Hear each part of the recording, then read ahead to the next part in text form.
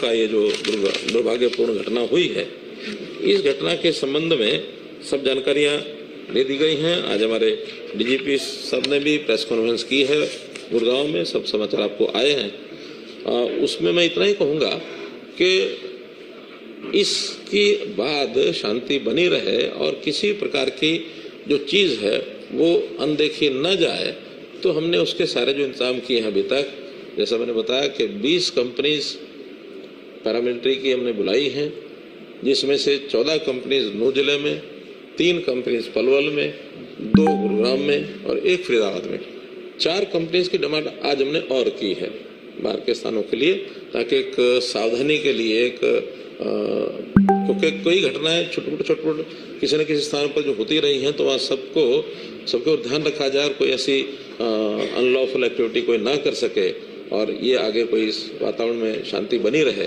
आज दिन भर में भी कई जगह की गैदरिंग, कई तरह के ज्ञापन ये सब दिए गए हैं, लेकिन सभी जगह पर शांतिपूर्वक सारा विषय लगभग सबके ज्ञापन जो है वो हो चुके हैं। किसी ने डीसी ऑफिस जाके दिया होगा, कहीं किसी ने गैदरिंग की होगी, ये सारे विषय जो है वो समाप्त हो गए हैं। 6 लोगों की, जैसे मैंने बताया आज सुबह भी, कि उनकी डेथ रिपोर्टेड है। 2 उसमें पुलिस के लोग हैं, 4 उसमें सिविलियंस हैं। अभी तक 116 लोगों को अरेस्ट किया गया है और 90 इसके अतिरिक्त और डिटेन किए गए हैं। पूछताछ करने के बाद उनके खिलाफ भी कार्रवाई जो बनेगी वो सब की जाएगी। और इसके बाद ये सारा जो विषय आया है, इसके पीछे किसका हाथ है, कैसे शुरू हुआ, इन सब बातों के ऊपर भी प्रोसेस चल रही है। उस सारी प्रोसेस में कोई भी दोषी है उसको बख्शा नहीं जाएगा। ये सारी योजना हमारी इसमें बनी है। आगे के लिए कुछ चीज़ें हमने जो और तय की हैं, उसमें एक ये तय किया है कि एक IRB की बटालियन नूह जिले में ही स्थापित की जाएगी।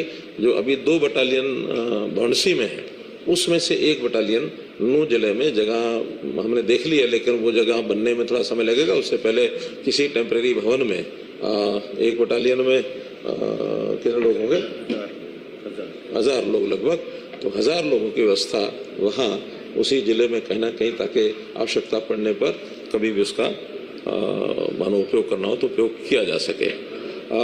हमने एक पुलिस में एनफोर्समेंट ब्यूरो अलग से बनाया है। उसके लिए 5-6 विभागों में, खास करके जिनमें टैक्सेशन की चोरी होती है, जहाँ कहीं थोड़ा इस प्रकार के विषय जो लोगों के नाते भी, सरकार के नाते भी अनपॉपुलर हैं या जो एक किसी न किसी नुकसान को पैदा कर सकते हैं, इन चीज़ों को चेक करने के लिए पुलिस का एक लॉ एंड ऑर्डर के लिए अलग से सारा होगा, इन्वेस्टिगेशन के लिए होगा। लेकिन एक इस प्रकार के, जैसे माइनिंग है, जैसे एक्साइज टैक्सेशन है, जैसे पावर है, जैसे इरिगेशन है, तो इस प्रकार से 5-6 डिपार्टमेंट पहले विचार किए थे।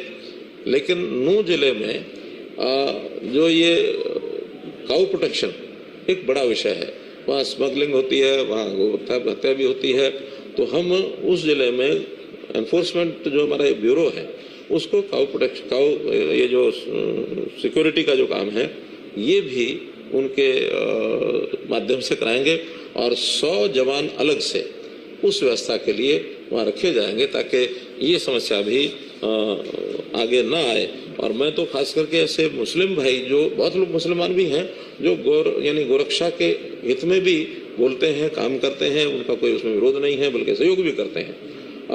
राष्ट्रीय मुस्लिम मंच खुल करके उसमें इस मूवमेंट में साथ देता है।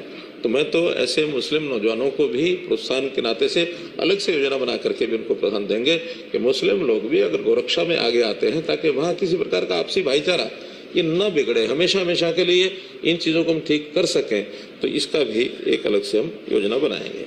From breaking news, detailed analysis, in-depth interviews and explainers, follow the Times of India. Subscribe to our YouTube channel.